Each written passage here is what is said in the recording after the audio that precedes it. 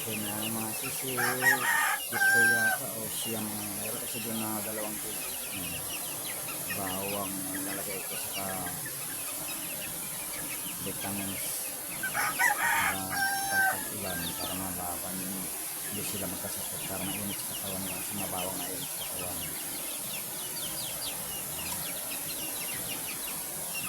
Ito naman yung kasama sa dosi. Ilan ko itong dalawang gold na to kung lalaki to. Sana lalaki itong dalawang gold. Kasama. Lima sila dito. Ito ba? Yung dalawang gold. Itong lalaki to. Ito ba?